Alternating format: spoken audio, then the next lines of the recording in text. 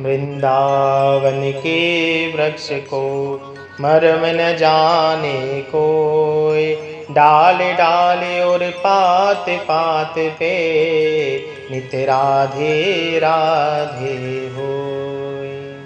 इस पृथ्वी, इस वसुंधरा को हम मृत्यु लोक भी कहते हैं।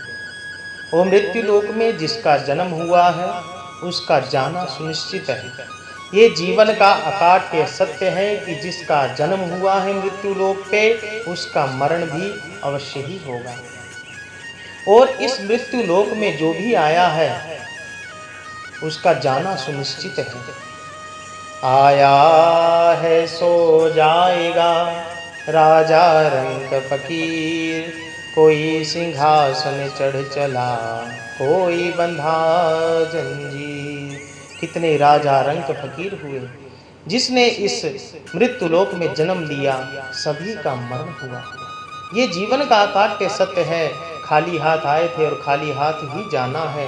इस मृत्यु लोक में जिसका भी जन्म हुआ उसका मरण अवश्य ही होगा। और वैसे ही इस वसुंधरा को हम मृत्यु लोक के अलावा इसको हम दुखालय भी कहते हैं। इसका एक नाम है दुखालय, कि जिस प्रकार से पुस्तकालय में आप जाएंगे और वहां जाकर के आप कहें कि मुझे समोसा दीजिए, तो क्या आपको वहां पर समोसा मिल सकता है?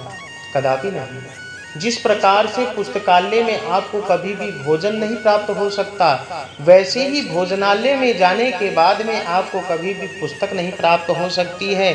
और वैसे ही यह एक दुखालय है, और दुखालय में दुख के अलावा सुख की कभी भी हम अपेक्षा नहीं रख सकते हैं। सुख की प्राप्ति के लिए हम ना जाने कौन कौन से कर्म करते हैं, लेकिन दुख तो स्वयं आ जाता है, क्योंकि ये तो दुखालय है। और दुखालय में दुख के अलावा कभी कुछ हो ही नहीं सकता है।